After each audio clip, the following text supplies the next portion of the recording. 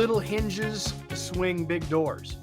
I first heard this from one of my mentors, and it is profoundly true. One example, decisions. Little decisions can make a big difference. And one decision too many people make is saying whatever. Our guest today is waging a war on whatever, and I'm joining him in this battle. So get ready for a fun and important conversation while we talk about that word, whatever.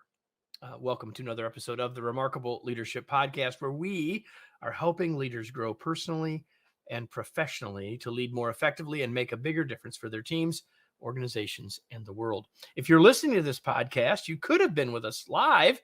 Well, you could be for future episodes anyway on your favorite social channel. You can get all future live episodes and therefore interact with us and see them sooner. In this case, like over a month sooner, by joining our Facebook or LinkedIn groups. Just go to remarkablepodcast.com/Facebook or remarkablepodcast.com/LinkedIn to do that. And today's episode is brought to you by our new book, The Long Distance Team, Designing a Team for Everyone's Success. You can learn more at longdistanceteambook.com. And now I'm going to bring in our guest. I'll introduce him. Let me get him on screen. There he is. And let me introduce to you Rich Moran. He is a Silicon Valley-based business leader, workplace pundit, best-selling author, venture capitalist, former CEO, and college president. He is best known for his series of humorous business books, beginning with the best-selling Never Confuse a Memo with Reality, and is credited with starting the genre of business bullet books. I have a couple of those on my shelves. His body of work includes 10 books about using common sense in business. He's the host of the CBS syndicated radio program In the Workplace. He's appeared on CNN, NPR, and most major media outlets. And he continues his work with organizations to help them make better decisions, and is an influencer on LinkedIn, where he is a regular contributor. And specifically, today we're talking about his brand new book, which is titled, appropriately, Never Say Whatever: How Big Decisions Make a Big Difference. Richard, welcome. Glad that you're here. Hi, Kevin. Great. But that's quite an introduction. It sounds like someone who can't keep a job. Well, or a modern day Renaissance man. How about that? Yeah, I'll take that. That sounds better, right? That sounds a lot better. Rich. That sounds a lot better. So, well, since you sort of led there, let's go there. Like, what led you to doing this work? We don't want the life story, but like, sort of let's just do this. What leads you to becoming an evangelist about this word, whatever? We'll get into the problems with it later, but like, yeah, what leads you to doing this kind of work? It's, well, the book, the word whatever to me is like a fingernail on a blackboard, or, I mean, pick something that is just so irritating that it makes you cringe. And it can be in the form of whatever or whatever, or, I mean, the nuances of the word are infinite, but they're all bad. Every time you say the word whatever, one of two things happen, or maybe both. It could be that you're projecting the fact that you're a slacker, or you don't give a damn, or it could be, it usually is that, or it could be that you're not making a decision. And every time you don't make a decision, you're probably not going to get what you want. I like to tell the story, and this is not, don't worry, we're not going to talk about a lot of in-depth research about decision making, but I love the story. At Cornell, researchers figured out that just at lunch, when you go out to lunch, you make about 200 discrete decisions. And it's where to go, where to sit, whole wheat or sourdough, lettuce, tomatoes, mayonnaise. And every time you say the word whatever in those 200 decisions, you're likely to get the sandwich that you don't want. So it's simple as that. So I've learned that everyone in every geography, in every genetic case, says the word whatever, or rolls their eyes, or shrugs their shoulders.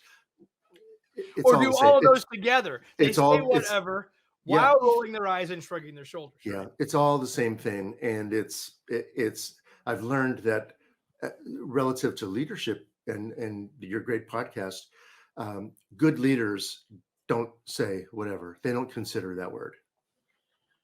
So some in some cases, Rich, have asked this question, Kevin, why do you always wear a light blue button down Oxford cloth pinpoint Oxford shirt when you're on video? It's because I made a conscious choice once. I don't have to keep making it. So there's always two in the closet here in the office, and I put one on when the time comes to be on camera with you, and then I'll change out of it when I'm done. But that's a choice that I Yeah, made, and I'm done making it. I love that. It's a good example. People, marketers know that we don't like to make choices. There's a great restaurant in San Francisco. It's called the House of Prime Rib. You don't go there with a lot of options. So Don't go there and order the fish. Like, no, just no, don't do you it. don't. You don't. So it's just a good example of how we don't like to make decisions. We're all suffering from decision fatigue, and when you say whatever, you are likely to just not get what you want. Life is about small choices, not well, it's both. But the truth is, there's not a lot of big choices in our lives. It's where you live, who you marry, your career, your faith, your dog.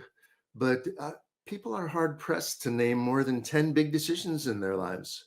So then it's all those small decisions that make for a successful career and a happy life. And that's what I'm trying to point out to people. Make the decisions because you'll be happier. I love that. So make the decision so you'll be happier. A lot of times when people say whatever, it's like pushing it off or whatever you want. And maybe I'm making that choice with my wife to let her make that decision. And in fact, I'll be at some level, hopefully I will be happy with either one because I'm choosing to let her choose. Right. Yeah. And yet your point is still so very valid. And the word to me is very much the same as for you, as it sort of makes me scrape. It's like that sound of that scraping on the blackboard. So, and you and I are old enough to remember when it was actually a blackboard. Yeah, I know. Just saying. Yeah. You don't have that sound on a whiteboard, as it turns out. No, but no, you don't. So I want to talk about the word a little bit more. And the first one is, as I was reading the book, I was thinking about the fact that, man, there's other people that need to read this book. Like, I think that there's oftentimes the case, yeah, oh man, Rich, I agree with you. People shouldn't use that word. And yet maybe we're using it too. So the question is, how do we know if we're doing it? Like, what's your thoughts about the self-awareness component of this? Well, there's a lot of self-awareness involved. What I'm finding already is that the word is like an earwig. Everyone, including you, Kevin, every time, and all of your listeners, every time you hear this word, now you're going to say, "Dang, I shouldn't have said that." It's going to be a constant reminder, and that's okay. I want it to be I want it to be like the jingle for Cars for Kids or something, that it's so irritating that you just stop. It just makes you cringe and you stop. 1877. Just saying. Yes. Yeah. Just you get it. So I want it to be an earwig. And one of the things I'm also learning is that people are telling me, I love this book. I'm going to get it for my brother-in-law, or I'm going to get it for that annoying guy down the hall who's always saying whatever to his mother, who's on the phone. But we all sort of do it. I learned it that the first time I saw it, and it was relating to your earlier story.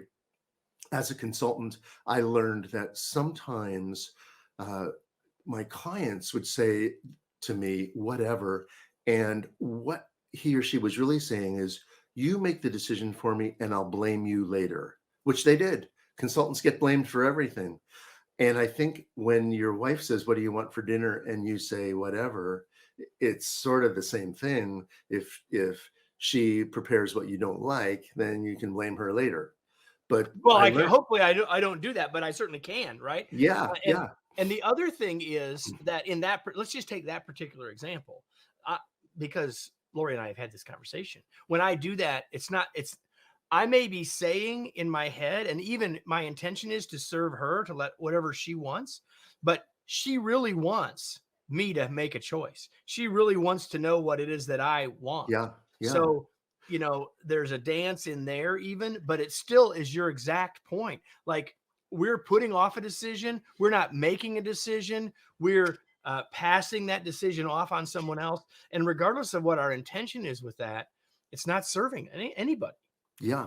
The only good reason that people have come up with is to use the word is in the sentence, "I love you, honey, and I'll do whatever it takes to win your affection."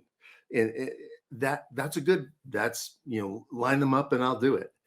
But that's about it. After that, it can mean so many things that are deflecting a decision. And all the research is, I love Daniel Pink's book about regret, and he talks very specifically about we regret the decisions that we did not make in our lives. That's where the regrets are, not the decisions that we did make, but we regret the decisions that we never made. And I think that's true, even in the small day to day. One of the things, I mean, it's a bone of contention in organizations. People hate performance reviews. And, so, okay, I have my performance review coming up. I don't remember half of what I did last year, but okay, whatever. I'll write down a few things. No, that's not the way it works. And oh, Whatever. by the way, if that's what you do, you're not helping it to be a better process. No, you're not. And one of the interviews I did for the book was with an expert on compensation, and she was very clear. Whatever is not any part of your compensation discussion with your boss, whatever should never enter that. So when you think about it, sometimes you say, I don't feel like getting dressed for this Zoom call. I don't feel like preparing for this meeting. I don't feel like doing anything today, whatever. No, that's not the way it works. So please stop. So let me ask this question. Yeah. Do you feel like what's the whatever? Here's what I wrote down on the little thing across the bottom. What is the whatever trend? Like, do you feel like people are using this word more than we used to? Is it just a steady thing in the human vernacular and then in human behavior? Like, what's your take on that? Yeah, I think the answer to your question is yes. I think it's trending now. And I think that, it started with Alicia Silverstone in the movie Clueless, when, she would put the W up on the screen, whatever, it was sort of a Valley Girl thing. But COVID didn't help us in so many different ways with our attitudes. And whatever can mean a sense of helplessness, whatever, because I have no impact on this decision. Whatever I say doesn't matter. And I feel that people are saying that, are believing that today more than ever. I can't affect what's going on in politics. I can't affect what's going on in my organization.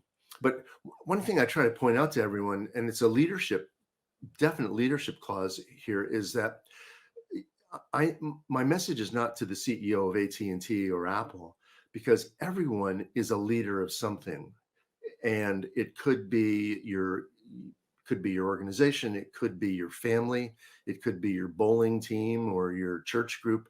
But at the most basic level, you're the leader of your own life. You're in control of your own life, and that sense of helplessness and whatever should not be a part of the decisions that you make about your own life.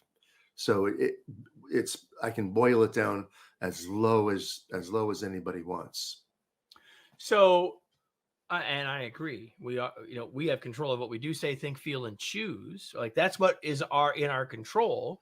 And of course, whatever is a word, it's also an attitude, as you said. But I think what makes it so challenging is that when we use the word or have the attitude, we're acting as if we don't have control, right? When we do have control, if we will choose to take it. You want to add to that?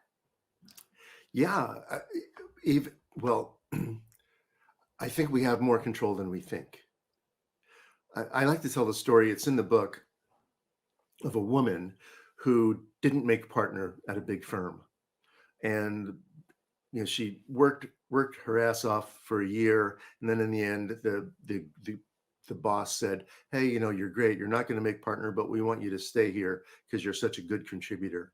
And she could have said, "Whatever, I may as well stay here. Pays well," but she didn't. She said, "I am going to make the choice to do something different," and she went with a different firm, made partner right away.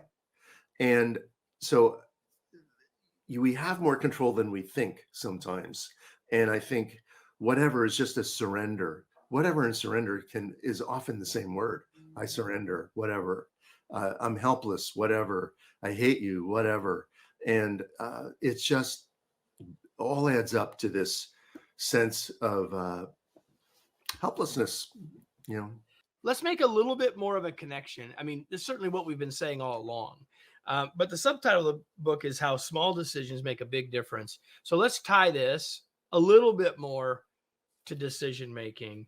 I mean, everything we've said, it's connected there, but what more would you want to add to that about the connection here to decision making?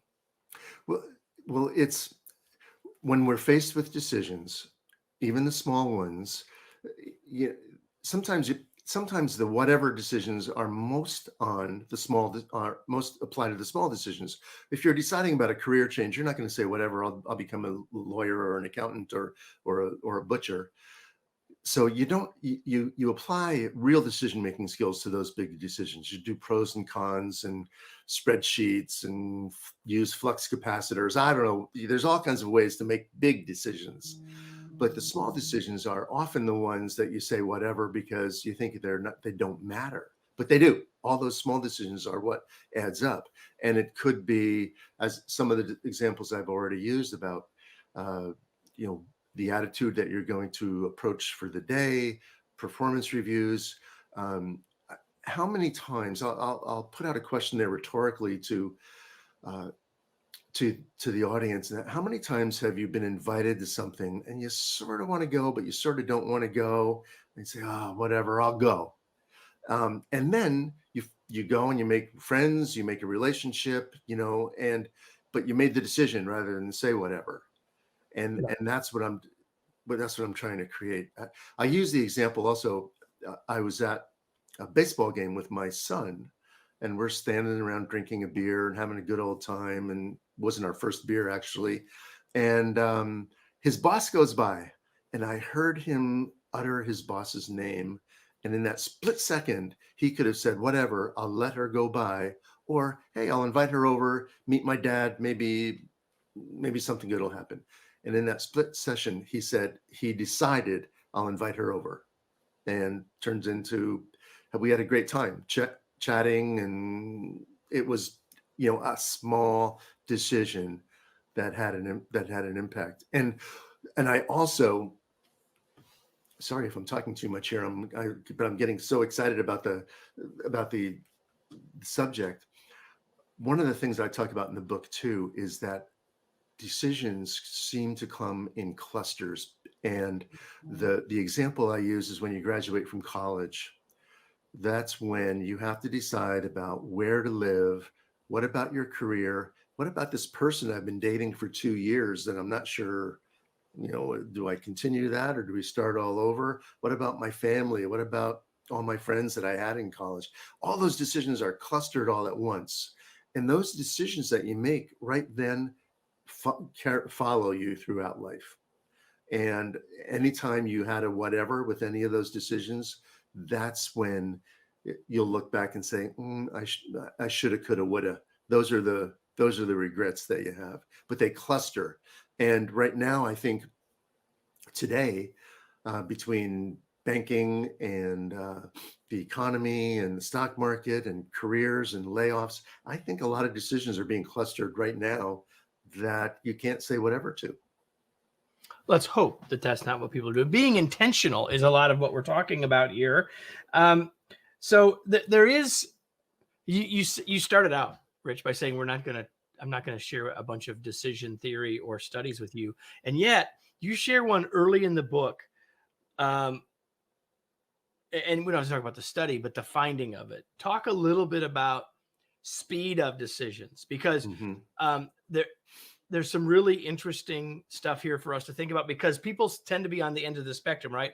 Well, I'm just going to make an immediate decision, or I'm going to wait and try to collect more and more data, etc. And there's a lot that says that one of those is closer to the better answer more of the time. Yeah, the research shows that they call it the 2-minute rule. That the decision that you probably would have made in the first 2 minutes is the one that you would still make 2 weeks later. So the 2-minute rule is one organizationally and personally is one that fits. Now, I don't think anyone is suggesting you should spend 2 minutes on a career choice, but on most decisions, the decision that you would have made in that first 2 minutes are what matters. And it's also you mentioned this, Kevin, about being intentional. I've learned, and as I've talked to people, the easy way to make decisions and the best way to make decisions in 2 minutes or not is based on your intent and clarifying your intent.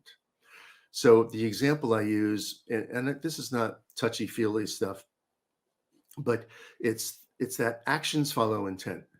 And if you know your intent, then your actions can follow. And the example I use is that if you intend to lose weight, you act like you're on a diet. If you intend to stay married, you act like you are married. And so those are just personal examples, but organizationally, if you intend to be customer focused, then your actions and your decisions are based on customers. If your intent is to be profitable over the next quarter, then your actions and your decisions are based on that set of rules. The problem is it's hard to clarify your intent. Yes. And sometimes that means going deep into your soul and your heart of hearts and understanding what your intent really is. And it's difficult, but the more self-aware you are and the more you can clarify your intent, the easier it will be to make decisions. So you mentioned earlier that all of us are leaders. We're leading our own lives, which I agree with 100%. And yet many people who are listening here are leaders, large L leaders, right? They are leading a team. They're a manager, leader, supervisor, boss, person. What are your lessons for us when we're wearing that leader hat? What are the lessons in all of this for us as leaders? The lesson that I hearken to the most is to set up some simple rules. As a college president, it was, I had rules because there were lots of decisions there. I say, okay, here's what we're going to do. We're going to listen to people. We're going to look at the data. We're going to clarify our options, and we're going to make a decision. May not like the decision, but it's based on that process. And it's as simple as that. Listen, look at the data, clarify options, and make a decision. And each one of those is rigorous. Each one of those involves some work. And the other thing I would say to leaders is, as a consultant, I often heard, "Oh, I have so many options, I'm not sure what to do." And the simple truth is that there's probably not 100 options. There's probably 3. The first is as is, and nobody ever wants as is. And the third one is, break everything, start all over, fire everyone, change the culture. Nobody wants that either. No one ever chooses that. So now we've got this amorphous set in the middle where we want to change, and let's clarify what that is. That's the second option. So there's not a lot of options. Typically, there's 3, and let's pick one based on that process that I've already mentioned. So that point right there, everybody, is one that you didn't know you were going to get when you came here, as we were going to talk about the word whatever. And yet that idea right there is so very important, because the psychology of options or choices is that if we have too many, we are immobilized, right? If we feel like we have none, we're immobilized. And we don't like having only one because we feel like we're being forced, right? But this idea to say that in most cases it starts with 3, and then okay, we're going to take, now we're just going to deal with the 1, is enabling, empowering, and helps us create more speed as well. And leaders should recognize also that sometimes among the options from which you have to choose, they're all bad, but you still have to pick one. And as my father used to say, Rich, that's why we get paid the big bucks. Right? Someone's got to make that decision, right? Yeah. If your intent is to be profitable and you're not, you know, your options are to cut costs, cut people, or stay unprofitable, and you know which one you have to choose. Yep, that's right. So I mentioned at the start of the episode our new book, The Long Distance Team, which is in many ways about culture. It's really in many ways about intentional culture. So it kind of comes back to where we are. The question I wanted to ask you was, what's the leader's role related to whatever, in terms of, are we creating cultures of whatever, and what might we do to make sure we're not doing that? Yeah.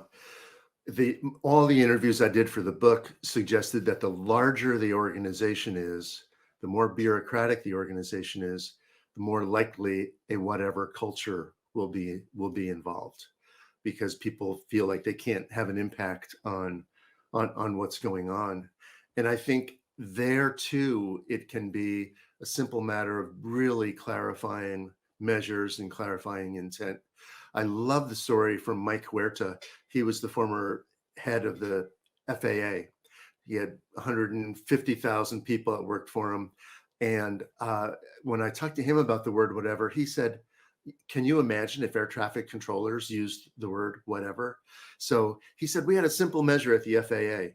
We wanted the same number of planes to land as took off on any given day. If that number was the same, then we had a great day.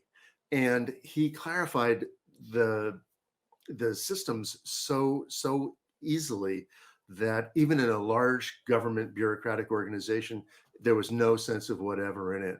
So I think if you have a whatever organization, it means things are slow, things are cumbersome. People don't make decisions when they are allowed to, because there's penalties probably. And I think that's time to say, okay, we're going to get out of this malaise and we're going to start being a never say whatever organization. I hope, it's sort of like Harry Truman, he put the buck stops here on his desk. I'd like leaders to put never say whatever on their desk, because it's sort of the same basic rule. Never say whatever. I'm writing that down. So is there anything, we don't have a lot of time, Rich, but is there anything that I didn't ask that you wish I would have? I think maybe not what you asked, but my message to everyone is be aware of what you're doing around that word, whatever, and making decisions. And I hope I put an earwig in you that, now you're gonna Hear it. Cringe every time you hear the word. And as a leader, I learned this also from one of the interviews.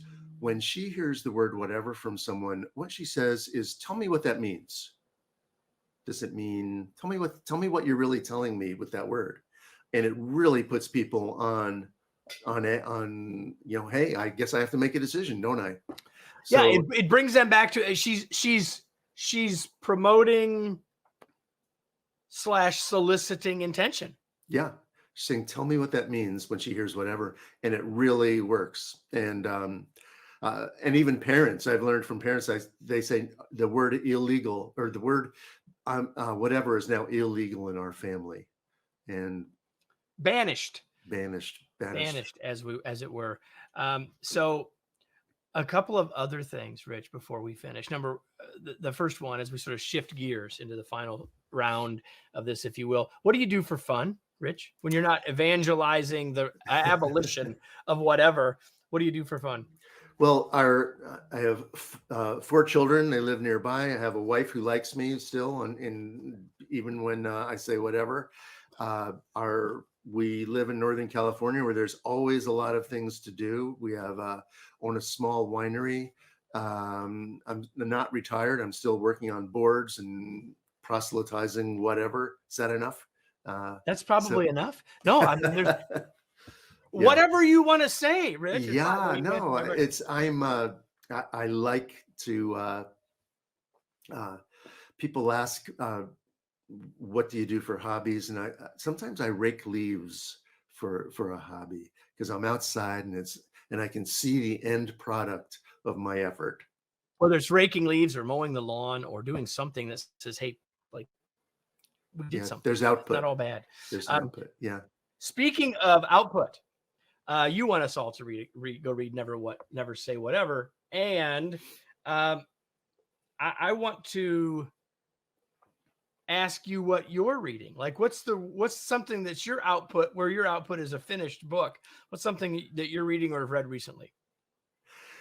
You know, one thing I do is for fun also is collect books. People don't like to have books around, and I collect books. I use books. I read old books. You know, there's a shelf. Books don't necessarily have a shelf life. I'm reading right now. I'm reading Up in the Old Hotel by Joseph Mitchell. It's an older book, but it's about a guy who details the stories about an old hotel, and he does it in a style that I like. What I want my own style to be is honest, direct, funny, and prescriptive. And it's the same thing that he does. So Up in the Old Hotel is an old book that I'm reading right now. A lot of columns from the New Yorker combined, but it's a fun book that's easy to read. And the more you read, the better you'll be a better writer. If you read a lot, you'll be a better writer. 100%.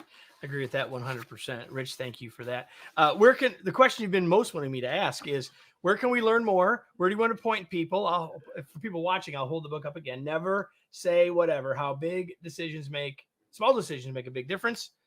Where do you want to point people? Where can they get connected with you, get the book, etc.? Sure. The book is on all the usual outlets, Amazon and Barnes and Noble and all the usuals. I hope it's in your local bookstore. And I have a website, richardmoran.com. If you want to contact me with questions or over-the-counter consulting, I'm happy to be available. Because this is something that's if my life's work is to eliminate the word whatever, and I make a little dent in it, I will have succeeded. And you can also find him on LinkedIn. He's active there, as I said earlier. And I'm sure you'd be happy if people reached out to you there. Right, Rich? I would be. Yeah. All right. So now, everyone, I have a question that I ask you every week. And it's an intentional question. And it is the opposite of whatever.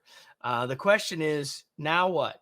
What are you going to do with what you got in the last 30 minutes? What insight did you get that you're now going to choose to act on? Whether it's paying more attention to that word in your language, or thinking about how you will banish it in your organization, or whether it's just thinking about the implications of it in your organization, or maybe even doing some analysis of what's going on in your culture around that word, whatever.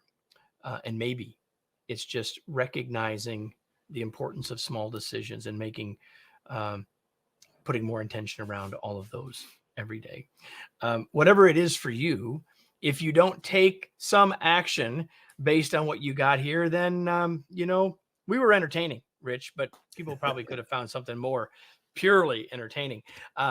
Anything final before we go that you want to share, Rich? You're a great interviewer. I appreciate that. And you read the book, so I appreciate that too. I did read the book, and I hope all of you do as well. And as you know, we're here every week. So I hope that you don't just say, well, that was a good podcast, whatever, but you decide to come back because we'll be here again next week. Hope you'll be back to join us for another episode of the Remarkable Leadership Podcast. Thanks for coming, everybody.